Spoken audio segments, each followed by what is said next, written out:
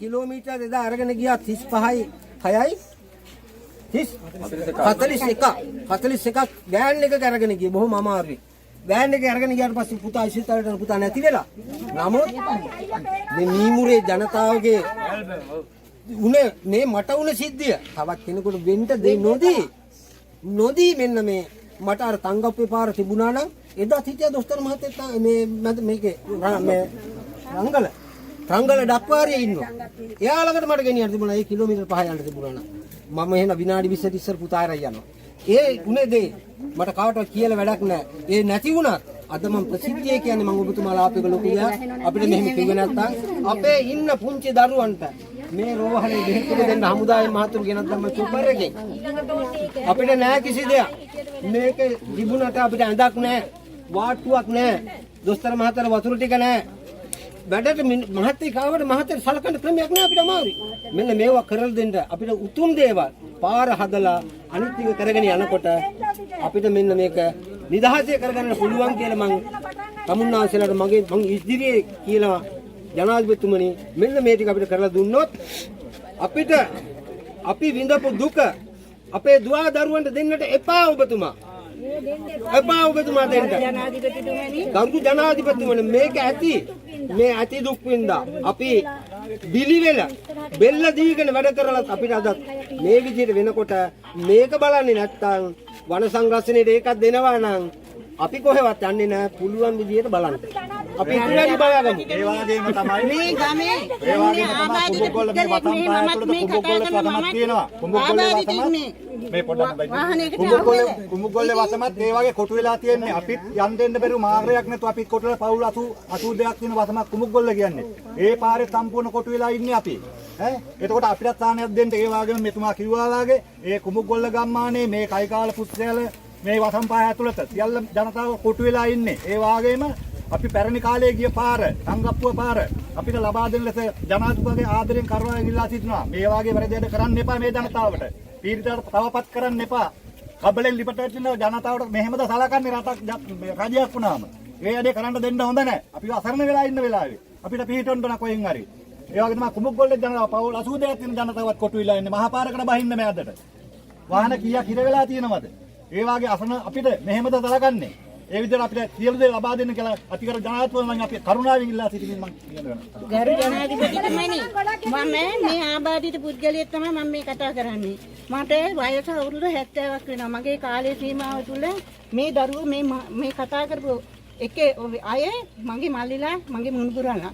ඉතින් මම බොහොම මේ ගම ගැන හොඳට විස්තර දන්න කෙනෙක්. ඔබතුමාට මම ඉස්සෙල්ලත් කතා කළා ඇති.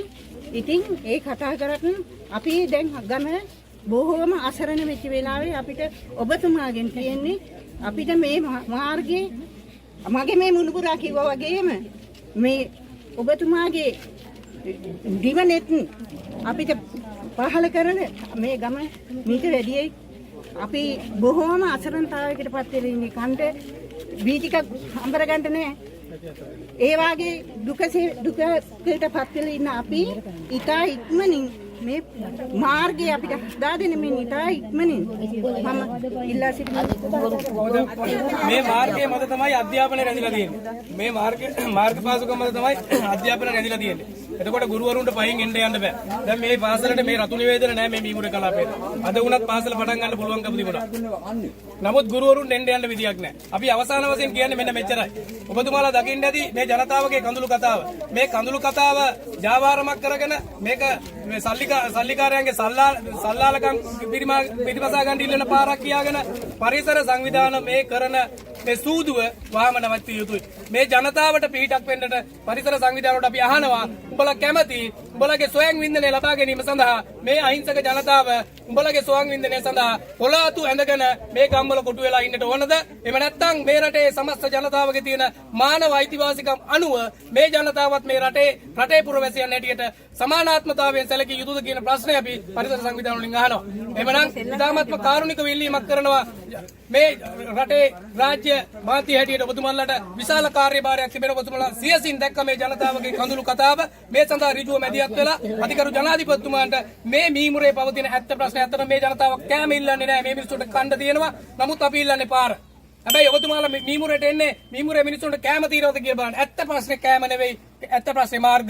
එහෙමනම් ඒ ප්‍රධාන මාර්ගය සහ විකල්ප තංගප්පුව කෝබර්ස් කැප් දක්වා මාර්ගය සඳහා ඔබතුමාලගේ මැදිහත් වීමත් අධිකරු ජනාධිපතිතුමාගේ මැදිහත් වීමත් මේකට කාරුණිකව ලැබෙන විදියට මේ පණිවිඩය රටට කියන ලෙස ඉතාමත්ම කාරුණිකව මගේ මේ ආදරණීය සමස්ත ජනතාව වෙනුවෙන් ඉල්ලා සිටිනවා. අපි මේ පාරේ ගිය දා ඉඳලා ඉන්නේ පහන පත්තු කරගෙන එළිය නෑ කවුරුවනේ ඒකටත් පොල් දෙල් නෑ. ලයිට් නෑ පොල් දෙල් ඔබතුමාලා දැනගන්න තියෙන කට්ටිය ගෙනි දාන ඉන්නවා අපි දුප්පත් අපිට දෙලිත් නෑ මොනවත් නෑ අපි කවුරුවනේ තුමා පහන පත්තු කරගෙන ඉන්නේ මගේ පුතා ලෝන් එකක් දැම්මා ලක්ෂ 5ක සංචාරකයෙක් දිනු කරන්න කියලා. අනේ ඒකත් කඩකක් බලුණා. ඒකත් නෑ. අදට ඒ හින්දා ඔබතුමාලාගෙන් ඉල්ලන්නේ ජනාධිපතිතුමා අපි ගැන කල්පනා කරලා බලන්න ඕනේ. අපි ගමම අපේ වසම් පහක්ම අසරණ තියෙන්නේ එක ගමක් නෙවෙයි වසම් පහයි. ධම්මඩේ ඉඳන්වා. ඒ වසම් පහම දිනු කරගෙන ඔබතුමාලාට මම මේ කාර්නික ඉල්ලන්නේ අනාන ඉල්ලන්නේ. පෙබරවාරි වල ළමයින්ට සාමාන්‍ය කළා තියෙනවා. ඊට පස්සේ ලංකාවේ ඇයි නේ ළමයෙකුටම එකවරක් නැත්තම් වහත් දින මරවලා මම පතන් පාන. ඇයි නේ තුකක් දෙන්නේ ඉවරයි එහෙමනම්. 75ක් මම පයින් ගියා. බෙහෙතක් ගහලා මීමුරේ විනාශ කරන්න. 75 පයින් අනවනුරට මං මේකට හදන්න බෑ උදව් දෙන්න බෑ එහෙම විනාශ කරන්න.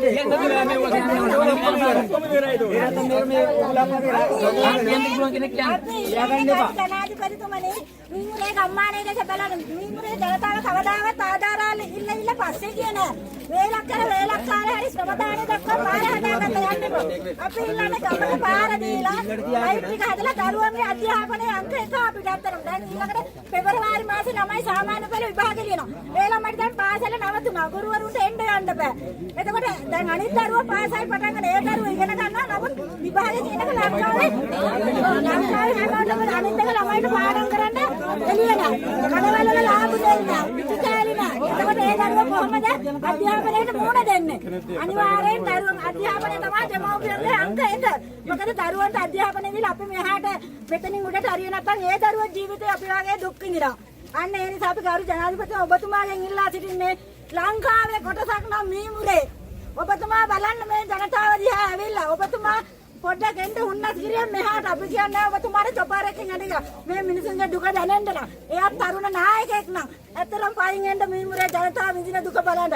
පාර හදලා ලයිට් ටික හදලා දෙන්න. එතකොට මේ සියලු ප්‍රශ්න ඇත්තටම ගොඩාක් දුරට විසඳලා. අපි කණ්ඩ ඉල්ලන්නේ වේලක් හරි කාලා මීමුරේ ජනතාව ඉල්ලන්න යන්නේ කාගෙන්වත්.